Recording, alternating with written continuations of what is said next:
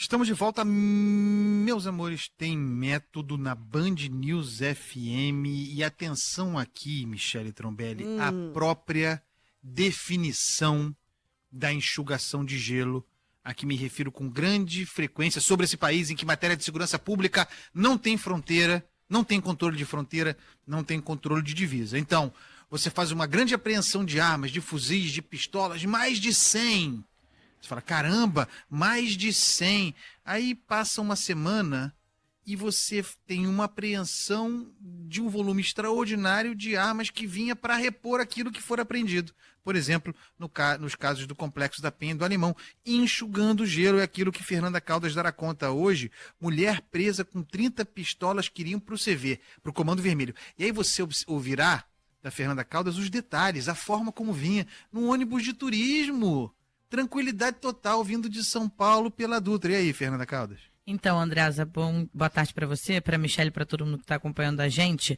30 pistolas que foram apreendidas pela Polícia Civil. A polícia já estava, inclusive, fazendo o monitoramento dessa rota que era utilizada, como você disse, justamente para trazer de outras regiões que, quando entrava no Brasil essas armas, para o Complexo do Alemão, na zona norte do Rio de Janeiro, essas armas. E aí o trajeto específico desse material que foi apreendido ontem pela polícia foi interceptado, estava vindo de São Paulo, e aí já estava chegando aqui no Rio de Janeiro, foi interceptado numa barreira fiscal que fica entre a cidade de Itatiaia e Resende, que no sul fluminense, então tem nesse trajeto aqui no Rio, né, de vindo de São Paulo para o Rio, você passa por essas cidades, eles estavam passando por ali quando foram parados pela polícia, que já estava fazendo esse trabalho de inteligência, e a polícia conseguiu apreender essas 30 pistolas, além de prender também essa mulher. Um monte de carregador, 50 e tantos carregadores, 54 carregadores, e, além disso, a polícia descobriu que eles usavam, como você falou, ônibus de turismo e caminhões para fazer esses deslocamentos de armas. Eu li isso em algum lugar, eu fantasiei, inventei, estava dentro de travesseiro, de almofada, essas pistolas? Então, estavam dentro de almofadas.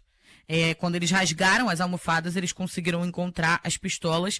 Essas estavam dentro de um caminhão, mas a gente, como falou, a gente disse, as investigações mostraram que eles também utilizavam ônibus de turismo, então botavam ali naquela parte do bagageiro de baixo, que é mais difícil ter uma vistoria completa nessas barreiras, e aí por isso eles conseguiam fazer esse deslocamento. A polícia também disse que esse é um trajeto comum. Depois que as armas entram no Brasil, chegam até São Paulo, tem muita troca de arma entre São Paulo e Rio de Janeiro, e aí por isso eles fazem normalmente esse trajeto. A gente já tinha ouvido, depois da operação que aconteceu no Complexo da Penha e no Complexo do Alemão, o secretário de Polícia Civil, Felipe Cury, dizendo que o Complexo do Alemão funciona justamente como a chegada de armas de todo o Brasil, e depois eles ainda fazem uma outra distribuição para vários estados, e que lá ficavam armazenadas e guardadas muitas armas. Não é à toa que os números de apreensões durante a mega operação também foram muito altos, e dessa vez a polícia conseguiu, então, interceptar essas pistolas que estavam chegando para entrar no Complexo do Alemão. É um hub de logística, entendeu? Não, é um hub de logística. Você pensa que é organização, não é batom, que chama crime organizado, entendeu? Porque são empresas multinacionais, Michele Trombelli. Você ouviu aí o importante dessa vez. Imagina quantas vezes essas armas entram aqui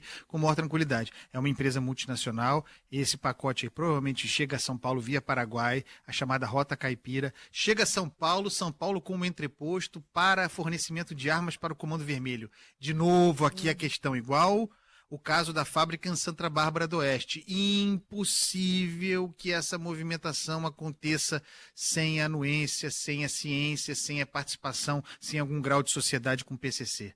Armas passando por São Paulo, certo? Chega ao Rio de Janeiro, ao Complexo do Alemão, Complexo da Penha, como você falou mesmo, um hub, um centro de distribuição. Poderia ser a Rocinha também, pode ser o Complexo do Salgueiro, em São Gonçalo também. Esses são os principais centros, segundo eu tenho estudado, de distribuição e de constituição de bunkers mesmo, de proteção ao Comando Vermelho. Nós estamos falando de pistolas aqui, especificamente pistolas semiautomáticas. Aí alguém diz assim, pô, Andreasa, mas vocês não estavam falando de fuzis? São muitos fuzis no Rio de Janeiro, muitos fuzis nessas comunidades, mas os fuzis são armas para combate com a polícia e são as armas de intimidação, por meio do que os criminosos, o Comando Vermelho, intimida, oprime, extorque a população que está na área dominada pelo Comando Vermelho. Para o crime do dia a dia, que é aquele que nos toca mais cotidianamente, para aquele roubo na rua, o assalto, o cara que vem de moto e te assalta, a principal arma não é o fuzil chama muita atenção. A principal arma é a pistola. Então é muito importante também a apreensão das pistolas. A gente fica pensando muito em fuzil, mas para a sociedade, para quem está no dia a dia, a principal arma que nos submete é mesmo a pistola. Então, uma apreensão impressionante, num esquema impressionante, uma apreensão em meio a várias que furam barreiras e chegam a esses complexos nesse verdadeiro arsenal. Ninguém sabe estimar quantas armas, as mais variadas, estão nas mãos do crime organizado no Rio de Janeiro. Ah, mais uma coisa. A Yasmin Bachur, apresentadora do Jornal do Rio, me informava mais cedo que algumas dessas armas apreendidas tinham o brasão do exército da Argentina, tá? Então, armas provavelmente roubadas do arsenal das forças militares da Argentina, tá, Michele Trambelli? Eita, nós.